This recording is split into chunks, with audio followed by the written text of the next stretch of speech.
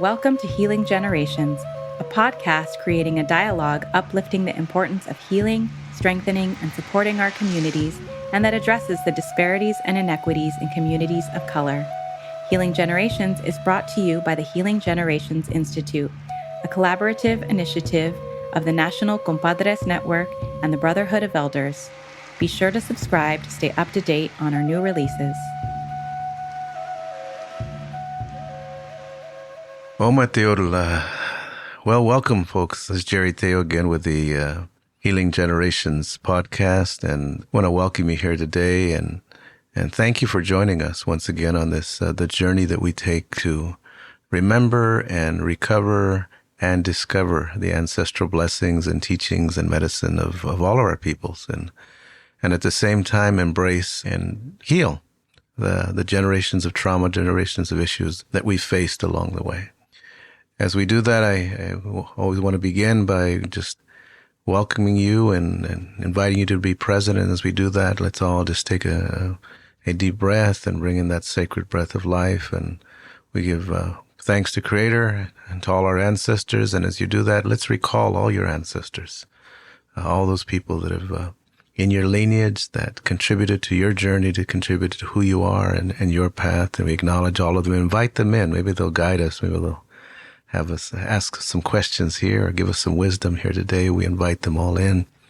So do that. We acknowledge the people on the land in which, wherever you're at. I'm on the Tongva Gabrielinu land, and I want to acknowledge relatives there and thank them and appreciate them and ask permission again to fulfill my sacred purpose on their land here. And as you do that, think about the neighborhood or the barrio, the community that you live in. All those people there that bring their spirit, bring their energy, the elders, the OGs, the big mamas, the abuelitas, the nanas, all of them, bring them there. The youngsters, it's an exciting time for some youngsters, all the fireworks they're going to see, but it's also a very scary time for other folks that with those loud noises and bangs, it really triggers some things. So let's pray for them too. Let's bring them into our presence right now. And as we do that, let's think of our own families, blood-related and love-related families, and all those that we consider our interconnected relationships, and finally, this breath for ourselves. And we bring that breath in, part of our journey, part of our path, and that's why we do this podcast too.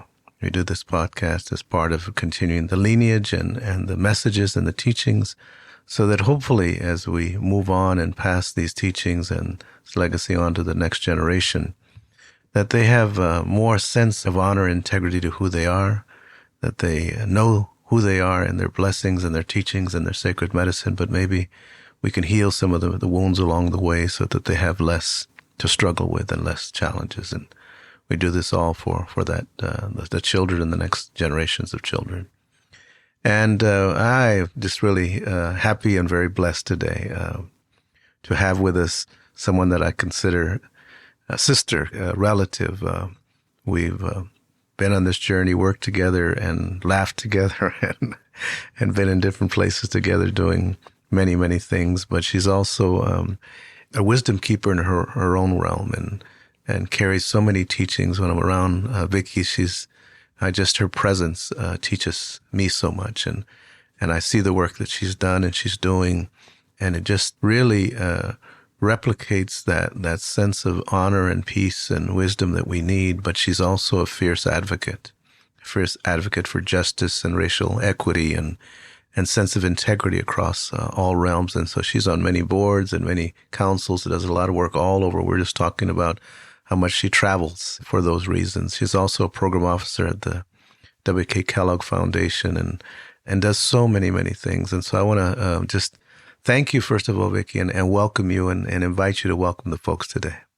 Pinigigi, thank you, Jerry, so much for opening up the space, and Pinigigi for leading us through your opening and the breathing exercise and really calling our ancestors into the space.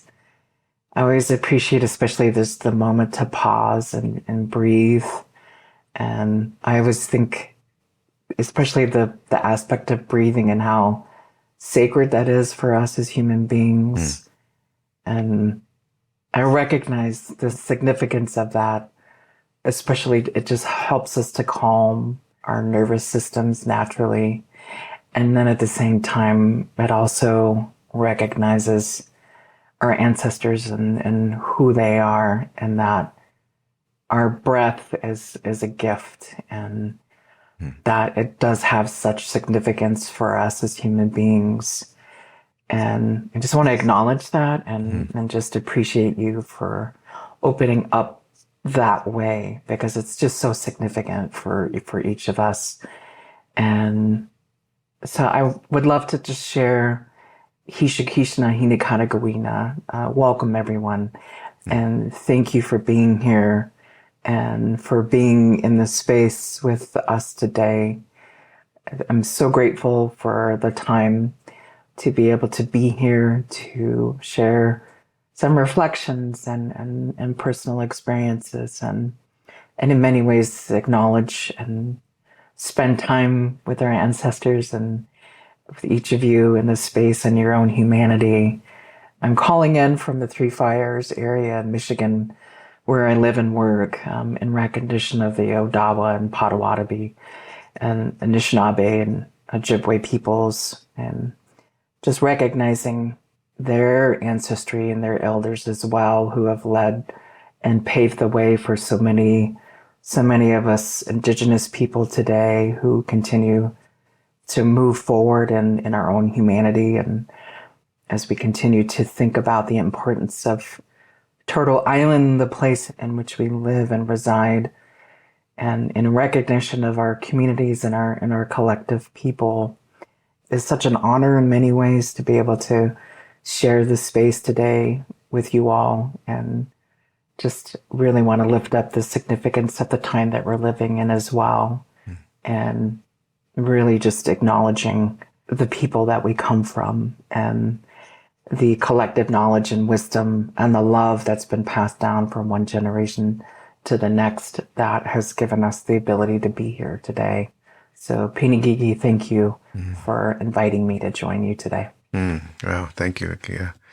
Whenever, we've been able to work together and be in the same place, I've always, been blessed just by being around your spirit. And, there's a spirit in you that is so gentle, so loving, so peaceful, but you're funny as heck too. I mean, we laugh and joke, and and there's this other side that I've seen in you that is fierce as well.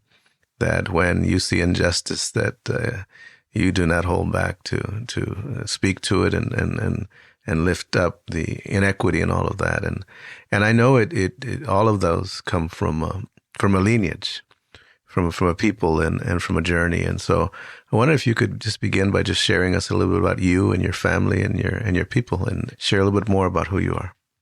I come from the Ho-Chunk people in the state of Wisconsin. And Ho-Chunk people have been here since, in many ways, the best way to describe it is time immemorial. We've been here since our time of creation. And in many ways, we're a smaller tribal community. There's a little more than 8,000 of us, and sort of the full diaspora in the country. And at one point in time in our history, there were thousands upon thousands of us. And because of the impact of colonization over time and the genocide that has taken place, there are literally a little more than 8,000 of us that remain today. And we are considered one of the native nations that exists in the woodland area, the Great Lakes area here in the United States. I come from a very long lineage, in many ways, of a people that have been known as fierce warriors, and at the same time, very strong advocates of peace building. Ho-Chunk literally means, in an English translation, to speak to the creator from your soul. And for me, that has such significance, because when I think about even how it gets translated, it makes me have that very deep connection to Mauna, as how we describe as our creator. And I know that I'm not separate from that creation. I am not separate from our creator in that sense, because it's so closely connected to who I am as a human being. And knowing that significance in my own sort of family history and the people that I'm from, I also know that I am a member of our Hunch, our Bear clan, of our people. That also has significance to where someone in our Bear clan is in many ways responsible for helping to safeguard our community, to protect our tribal sovereignty, to protect our human rights as a people, and also known for that element of peace building and recognizing and honoring people's humanity in our own community and within our own nation. And having that long history sort of embedded in me, and that understanding of culture and language and that significance of it has led me to be the human being that I am today. I was very much so immersed in tribal culture and language. In many ways, you could say from the time that I was created in my mother's womb, and her passing on that lineage and that understanding of the world, including the passing on of my own grandmother's DNA and her knowledge and her understanding of inheriting that as well, has been really important for me in my own life. It's led me to be who I am today, and acknowledging that history and that significance and the connections that I have to my mother and my grandmother and everything that they have passed down to me and my brothers and sisters today. I am a daughter of a Native mother and a white father. My father was of German and Norwegian descent. He unfortunately passed away a few years ago. And his journey has been rather, I think, in many ways, an example of what it means to honor a person's own humanity when they grow up in a space of inhumanity. My father's family, he grew up in Indiana, and with his childhood, he was in a position where he and his brothers, in some sense, they were of a generation where they had to, in some sense, raise themselves. And as a young child growing up, where he did, unfortunately, he had some family members that were white supremacists. There was the history of the KKK on my father's side of the family, to where he recognized as a child the things that he heard, especially growing up in Indiana, where he heard a lot of hateful messaging and rhetoric around communities of color. And he recognized as a child to where he knew that hate was not right. And he didn't want to grow up that way and inherit that sort of a mindset, or looking at communities around him in a form that would cause him to dehumanize people. And so as a young man, he met my mother and they fell in love. They came up in a generation at the time where it was actually very risky. And in some states in the country, it was illegal for them to be in an interracial relationship with one another and to actually get married together and to create a family with each other. And so my parents were very courageous in their generation to marry one another, especially considering the sort of racialized construct in the country at the time that my parents faced together when they made the decision to marry and to have 12 children together. And knowing that sort of the dynamics that my father was coming out of when he married my mother, and his family made the decision to disown him for marrying my mother because she's Native American or indigenous. And when that happened to my father, he recognized that I might be losing this one part of my family, but I'm going to be creating a whole new family with this woman that I love and will have children with, and he will create a whole new family for himself. And so my father, growing up over the years, even though I didn't know my father's side of the family really well at all because of that dynamic and him being disowned. And so I grew up very deeply immersed in my mother's side of the family and the tribal culture and ways of being and spirituality and our language and our dances. My father was such a fierce advocate for me and my brothers and sisters to be really immersed in my mother's family and to make sure that we knew our culture, that we understood our lineage and our heritage. He never wanted us to experience the kind of hatred and dehumanization that he grew up with. And so he was very protective of our family. And he was always very, very encouraging of all of us as children to be proud of our indigenous heritage, to be proud of our humanity and what we have to offer to the world. And he was always very encouraging over the years of us being fully immersed in our tribal culture and ways of life. He always encouraged me during my many years of dancing at powwows or in ceremony, whatever was taking place. My father always made sure that he was there supporting my mother and all my brothers and sisters and me along the way.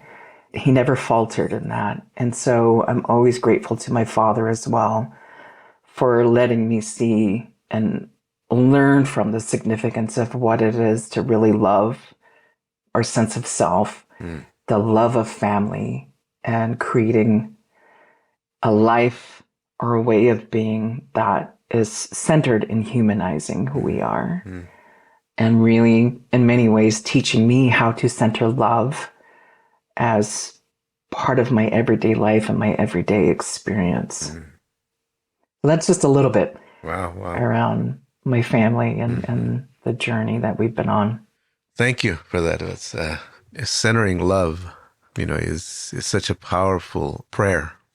How we center love in our life, and we talk about trauma and generational trauma so much, but I'm really impacted by how your parents were able to take experiences, and especially your father, experiences that were very hateful and damaging and traumatizing, and be able to transform those. That transformation that can take, the pain and the denigration of a people and turn it into love, turn it into embrace. So what comes to mind is that we always live in this duality of being able to choose what we feed. We feed the trauma and the pain and all of that we've been fed, or we choose to transform it and water something else, And, I'm sure, though, as you grew up, especially in this society, being Native, but also being raised with a white father, that you had personal challenges and you had personal struggles in terms of probably your own identity, but also how people saw you. And can you talk about that? Talk about some of those challenges and how you dealt with those challenges, because I think many of us, many of the people in this society, and especially this next generation of people, struggle with those very same challenges of identity, who we are, and how do we balance those things and go forward?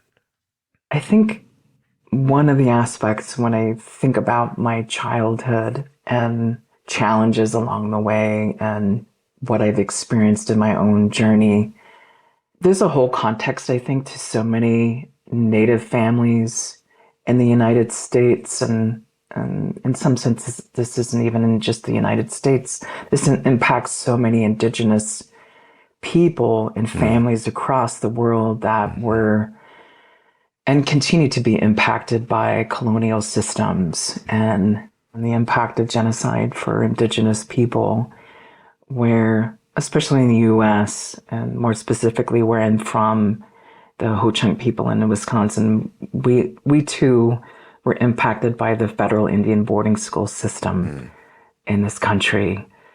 And many of my ancestors were forced to attend these schools or the mission schools or these institutions in the United States to where it's a system that was specifically designed to completely eradicate the structure and the system of Native families at this point in time in our history and our legacy. And with that fracturing of Native families, it absolutely impacted my family as well. Many of my ancestors had to attend these schools. And with that history, and it's not that long ago, this impacted my grandparents, my great-grandparents, and their parents before them. And that impact on my own family and in my own community caused, for example, my grandparents, because they experienced these systems, it caused them in a way to, it was hard for them to, one, honor their own humanity. They suffered through such horrific experience with the colonial system that was forced upon my people. And one of the things I think, for my grandparents in particular, is that with their journey as children and the impact of the federal Indian boarding school system, it caused them to, in many ways, take all of the oppression of their emotions and their own humanity. It caused them to go inward. It was harder for them to learn how to express themselves, how to recognize, I think especially as children, the different kinds of emotions that children hold, how to process them, and ultimately at the end of the day, learn how to love themselves.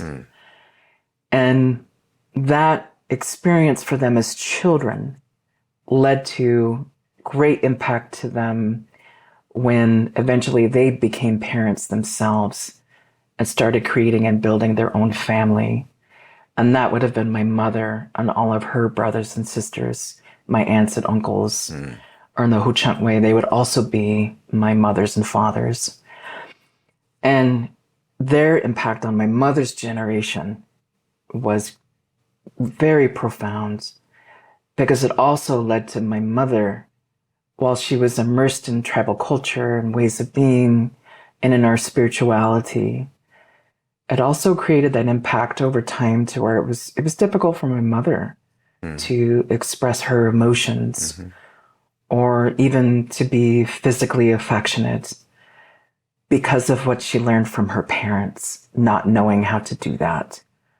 And that is directly connected to the impact of the federal Indian boarding school system on my grandparents. And then that then translated into how they became as parents and what my mother experienced over time.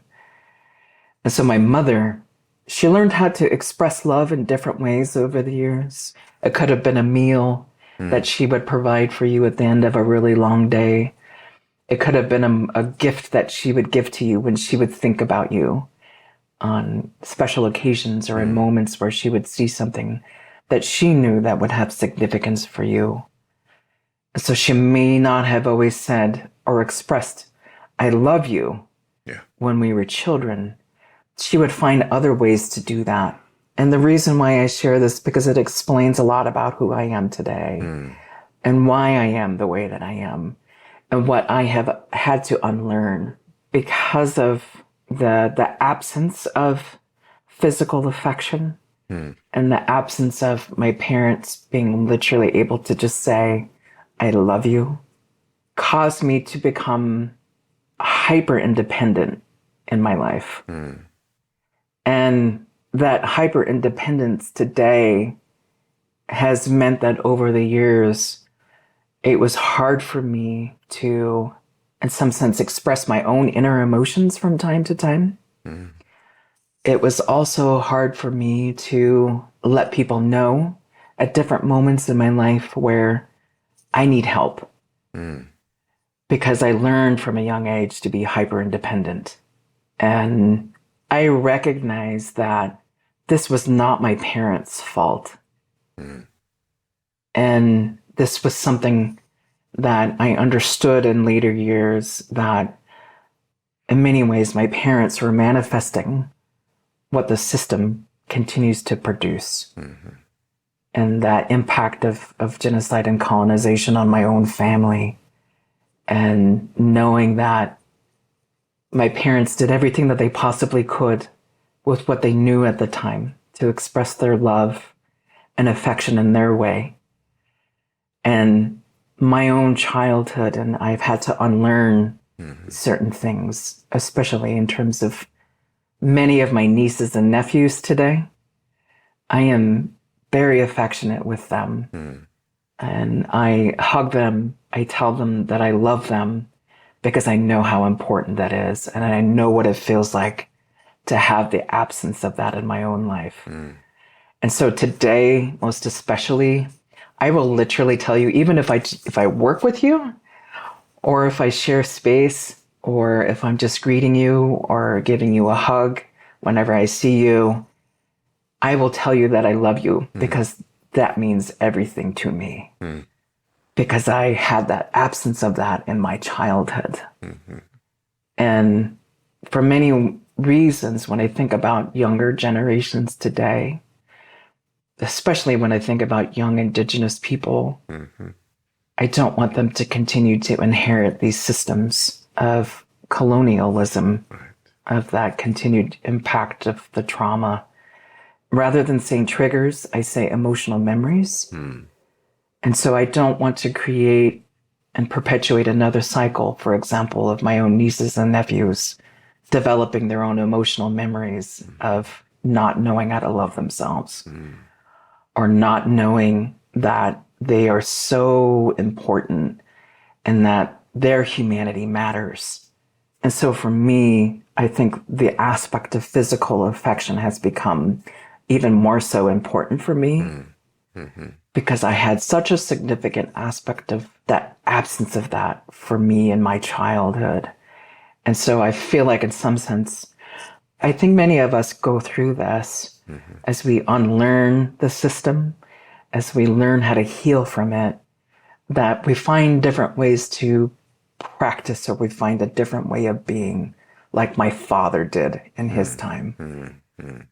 He found a way to love or to express that in different ways. And my mother did too. And so I feel like in many ways, my own generation today is also learning how to do that as human beings. And I'm finding another way of being that is healthy for me. You really speak to another level of that generational trauma and that oppression that often doesn't get spoken to. And it's the social, emotional, spiritual impact that oppression and the genocide has had on how parents deal with their kids. And the neurological damage that it does, the physiological damage that it does, that then produces these extremes of, in order to survive as a child, imagine a young child being pulled away from their loving, not only parents, but their loving family and extended kinship, and them having to figure out, how do I survive this without my spirit dying?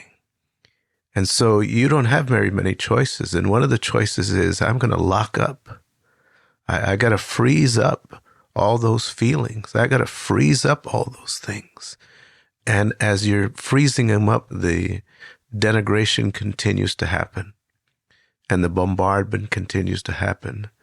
And so it gets frozen in such a sense that even when you want to, I remember as a young child, growing up, that, we were taught we couldn't cry, we taught we couldn't express ourselves. And part of that was because I didn't see the men do it in my family. The men are, supposed to front up. And I thought, they're just trying to be, all this bravado and stuff. I didn't understand that came from, generations of trauma. And so when my father died at 13, I didn't cry. I didn't know how to cry. I couldn't cry. Even though inside I knew there's something going on, but I didn't know how to express it, right? And I remember as I was working with families as a therapist, and we'd get referred families where, you have to assess the family, and you see a mother that was not very loving, in fact, she was very harsh, or a father that was not really present. And the theoretical formulations make you then want to assess that family as dysfunctional, as that there's, something wrong with them, that we need to categorize them and diagnose them and then fix them, not recognizing that came from the generations of this society inflicting trauma and pain on these parents that then get filtered into the children, right? And the system takes no responsibility. In fact, will send you to a parenting class that will reinforce that your parents were wrong, they were bad, they were incapable, they were dysfunctional. So that then the other wound comes, because not only do you have the wound of not having this connection, but now you're convinced of a mindset that your parents maybe didn't love you, maybe hated you, maybe traumatized you, maybe abused you, and now comes a further disconnection, right? So I think what you're saying is so profound, Vicky, because so many of us have had to recover and reclaim that that's not the narrative. That's not the correct narrative. The correct narrative is this society has damaged our people and has damaged our ancestors and our great-grandparents and our grandparents. And we get to have a consciousness of what we do with that. And what you said was extremely profound, because it's a major step in our healing, is that it's not our parents' fault. Not that they couldn't and maybe shouldn't have done better, but it's not their fault, because they were, as children, laid all this on them. And then they had to learn to survive. And part of that, in our indigenous culture, there's no blame and shame. It's just responsibility. What do we do with this? This is the type of, we've got to make a fire, and this is the type of wood we have. And these are the elements we have. What do we do with that in order to keep ourselves warm? It's not like, oh, this wood is bad and we don't have, no. What do we do with this now, right? And I think that what I see in your journey, what I see in your work, what I see in your relationship, and that's why, I talk about us, having a good time together, and laughing and joking, but also being serious when we need to be serious and speaking truth when we need to be that, I see that work that you've done on behalf of your parents, on behalf of your siblings, on behalf of your people, that then can transform this next generation. But it's a recognition that needs to happen throughout this society. And it still hasn't happened. We still have not acknowledged, and this country still has not acknowledged and taken responsibility for the tremendous trauma it's done. And many people thought, well, that was a long time ago. That's today. We are feeling it today. Our children are feeling it today. And until this country and this world, if you will, takes responsibility for that, we really cannot have peace and healing in this world, So I want to appreciate you for sharing, those teachings and even your personal internal struggles with that. I know that because we've done work together that, you do tremendous work, and not just work, meaning, but you live this work, you live this life. And I've had the blessing and pleasure of doing things with you. And we've, really been on efforts and can continue to do work together. But I want to give you the opportunity to talk about some of the work that you're doing and some of the legacy that you're continuing for your ancestors and for the teachings that you've been given by your people. And can you share a little bit about that work and what you're doing now? I think in many ways, when we talk about the significance of the impact of systemic racism and colonization, that continued impact of genocide and what it continues to do, even as we think about, in some sense, caste systems and how they have so deeply ingrained practices and ways of being that have caused us to dehumanize one another and to dehumanize ourselves. Seeing that in my own life and my own journey and that impact over time in my own family, where I have dedicated so many years of my life to focusing on human rights and to racial justice. In many ways, I connected back to this framing of 7 generations, looking at the significance and thinking about future generations of human beings and what kind of worlds we can hope to create to that future generations would no longer continue to inherit these systems and have to live in them and experience them. And so for me, my life has been very much so centered in the space of wanting to undo and dismantle systems of dehumanization and building systems in a world that is very much so centered in humanity and love of humanity itself. So my background has primarily been connected to human rights and building up and supporting community. And most recently with the work at the Kellogg Foundation, where I've been at for 8 years now, my work has always been centered on advancing racial justice. And so I lead a team of really incredible human beings in the organization that continue to, in many ways, invest in different organizations and communities that are centered in racial justice and also community power building and racial healing work and narrative change efforts. And for me, this work is not separate from who I am as a human being. It's not something I compartmentalize. I almost feel like the best way to describe it is that I live and breathe this work. Yes. Because it is very much about who I am and why I do this work, especially in the space of racial justice. Because I want to see a world where people are able to be honored in who they are and to support human beings along in their own journeys. I love to be able to think about the future and even present day circumstances where we are able to thrive and to be well and to be in this space where we're whole human beings and whatever that is or however we define that for ourselves. And so for me, in the space of working in philanthropy, I mean, ultimately, philanthropy at its root definition or framing or context or meaning, it means love of people or love of humanity.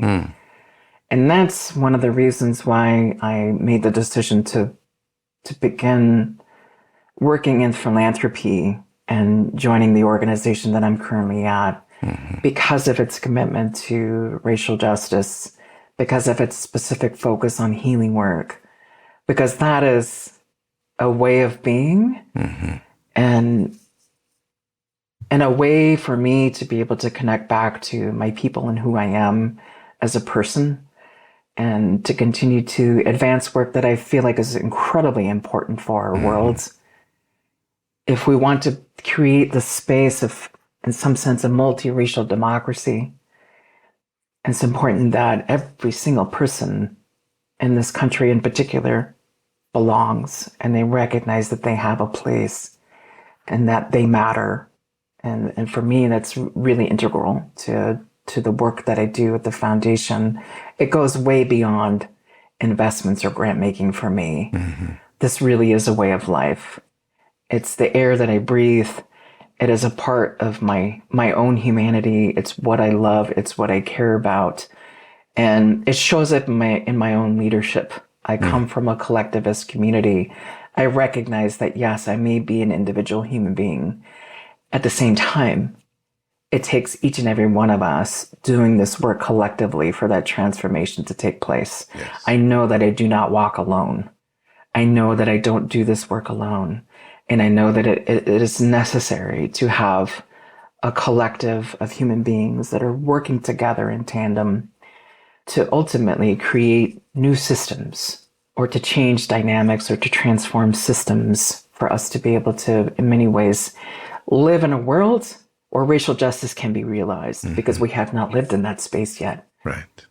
I may not see it in my lifetime, but I will at least know with the work that I've been doing working in philanthropy and focused on community work, that quite possibly I will have been able to plant some seeds along the way to where future generations can then take this work forward to a much better place than I have been able to do so far, knowing the space and the time and the significance of the place that we're in at this very moment.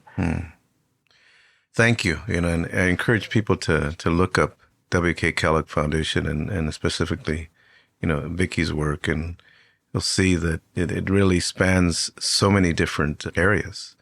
I know that as part of an advisory group that we're on called SCORE, that, the SCORE has been to Africa, and recently we were at the border there in Tijuana and went over and visited shelters and looked at the injustice and the great tragedy that is going on there at the border. And this is the work that Vicky does, and along with many people there at Kellogg and other people across the world. But the importance of this is that legacy that you talked about of your ancestors, of you knowing in your blood, in your DNA, what injustice, what inhumanity is, because your people have struggled through it. And you then taking that and then flipping that and saying, and we're not going to allow that to happen to other people. And you bringing awareness, and you bringing a sense of advocacy, but at another level, you bringing medicine. You bringing the spirit of your people, the spirit of your ancestors, because you also know the medicine that got you through. You also know the spiritual traditions that got you through. And that is what we need to reignite with people all across this world. I wonder if you could talk a little bit about that, about what gets you through, what has got you through, what has helped you along this journey to heal the past, but also to persevere through the day-to-day struggle that we're in. I love this framing because I think in some sense I have been able to go even deeper in terms of my own healing, especially since my father passed away a few years ago. Because I felt that it was a necessity for me to be able to do that, because it was a struggle to address my own grief, because I was holding it for everyone else. Yeah. And I had to unlearn some things for myself over time. And this is where I think one of those practices that's been very helpful over the time is that I finally figured out over time how to ask for help. And so I have leaned on some very dear Indigenous healers during the past few years that have been able to work very closely with me in terms of unlearning previous practices that were not healthy, in terms of how do we address our own grief. And so I have been very grateful over many years, and especially during the past few years, of being encouraged to love my own humanity and to love myself. Because at its core, that is where I think in so many ways, when we are able to do that through our own sort of practices, whether it's community, whether it's ceremony, for me, it comes through prayer and a daily practice that I have in terms of meditation. I do a lot of breathing exercises every day because I know that that helps me in terms of managing my own kind of stress and anxiety that I carry periodically, especially with the work that I do. Yeah. It's a practice that I have to keep up because it sustains me in the work. I smudge, for example. That also helps center me and calm me and make me pause and pay attention to the world around me. I write a lot every day in terms of managing my emotions and my grief. I love to dance because dancing keeps me happy. It keeps me moving. It's just something that gives me joy and great happiness. I love to tease and joke and share stories. And we've done that a lot together and always appreciated that, the time with you. So there are practices along the way that I have learned how to develop over time that I think have really helped to sustain me in the work and will continue to sustain me going forward. Thank you for that. Yeah. I often share with people, when you breathe, you're really breathing your ancestors' breath.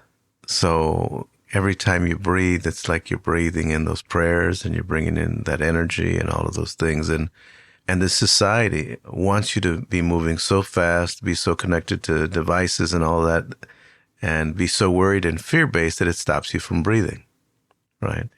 And when it stops you from breathing, it stops you from remembering all those prayers and all that energy that you're really connected to that way. So the breath is a very, very powerful, energizer, very powerful, spiritual healer as we move forward, As we bring our dialogue to a closing part of the circle, I want to invite you to share maybe some wisdom, maybe some guidance, maybe some counsel to offer that next generation, the younger Vicky, the younger Jerry, what you wish someone would have told you at a younger age, and pass on whatever thoughts and teachings you have right now to that next generation, so that we don't forget, and so maybe we can reclaim and recover in a beautiful way. I just want to ask you to share whatever you'd like to offer, for that next generation. I want to honor and lift up what you just shared in terms of reclaiming.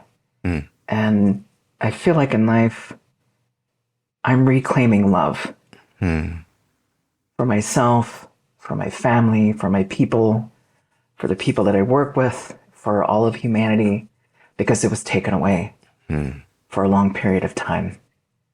And when I think about passing on some wisdom to a next generation, I think about this phrase, and in my tribal language, it's nachge hanina pikikunes, eske nachge hanina pikane, and that means to take care of your heart, and your heart will be well. And that's both in a literal and figurative sense. And I tend to focus more on the spiritual significance of that, where when we are able to love ourselves, that then translates into different kinds of relationships that we can have with ourselves and also with the people around us.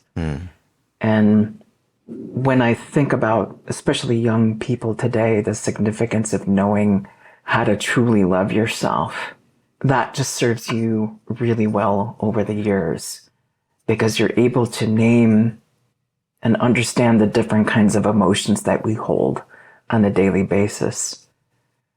We learn how to navigate life in a different way.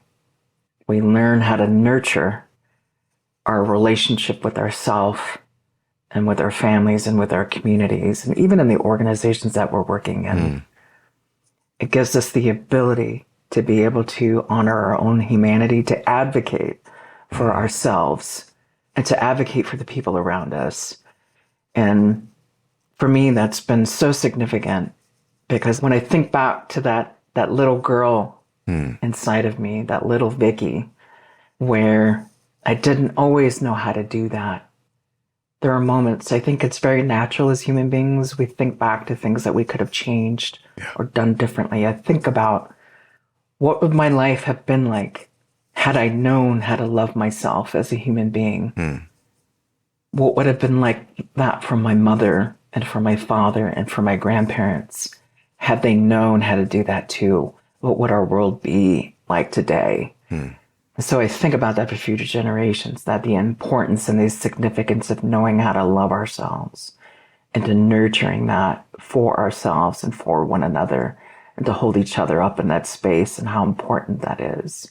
And to dedicate that time to healing for ourselves, that these skills and practices that will really help serve us well as we continue on in our life journey, and being able to, in many ways, reclaim love for ourselves and love of humanity, and how that can then really ultimately transform our world when we're able to center that really and keep that as a focus in our lives. Wow, yeah. That beautiful legacy of love of who we are, of recognizing that each of us have a sacred purpose, knowing that we are interconnected, genetically and spiritually and physically and emotionally in so many ways with our ancestors. We're not alone here. And then, I really want to reinforce what you said in terms of, the Creator and the ancestors in our community sends us helpers. But we got to be willing to reach out to those helpers and listen to the helpers, And it's amazing how the healing will happen. This last week, my son that lives in Arizona and our daughter that lives in Oregon came home. And I have a younger son that lives here.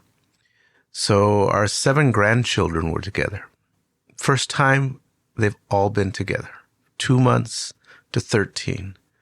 They had never met each other all together because some of them were born right during the pandemic or right before the pandemic. And it was so beautiful to see these grandchildren, to see these little kids play together like they've known each other and played every day. You could see, I could feel the genetic connection.